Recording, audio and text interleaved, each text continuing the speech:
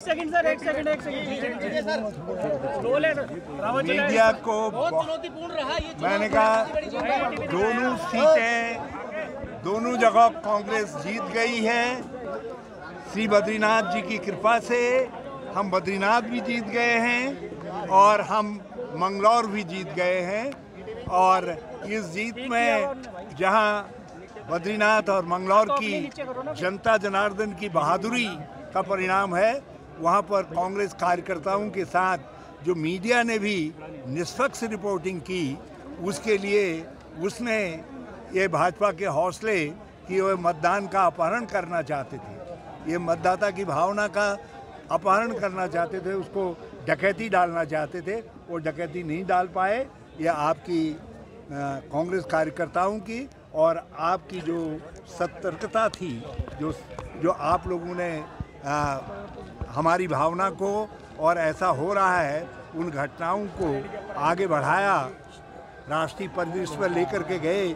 भाजपा हौसला नहीं कर पाई और इसलिए वो एक ही बूथ पर दो बूथों पर केवल कब्जा कर पाई, नहीं तो उनकी योजना लगभग 20 बूथों पर कब्जा करके पूरे परिणाम का अपहरण करने की थी। रावत जी, कांग्रेस के लिए इस जीत के क्या मायने हैं? बहुत बड़े माने हैं, बहुत बड़े माने हैं। राष्ट्रीय स्तर पर भी हम हिमाचल भी जीते हैं और जगह भी जीत रहे हैं, और उत्तराखंड के अंदर भी बहुत बड़े माने हैं। एक तो हमको जनता ने कहा है कि हिम्मत बांधो और कमर बांधो और ज़्यादा मेहनत करो विपक्ष के रूप में, और ज़्यादा सक्रिय हो और ज़्यादा प्रयत्नशील हो। और दूसरी तरफ जनता ने ये कहा है कि चिंता मत करो, यदि लगे रहोगे, अपना विपक्ष धर्म ठीक से निभाओगे तो जो है 2027 में तुमको हम अवसर देंगे। जीत का अंतर हालांकि बहुत कम रहा, शुरू में लग रहा था कि ये अंतर छोटा और बड़ा इसलिए माने नहीं रखता।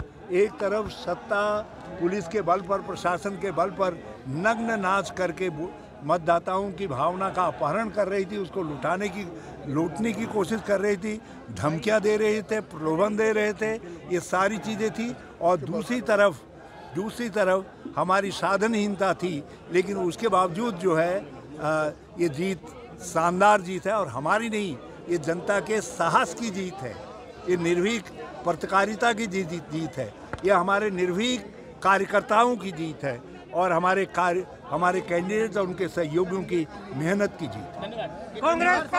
हमसे जुड़े रहने के लिए हमारे YouTube चैनल को सब्सक्राइब करें और नई वीडियो की नोटिफिकेशन के लिए बेल आइकॉन को दबाएं।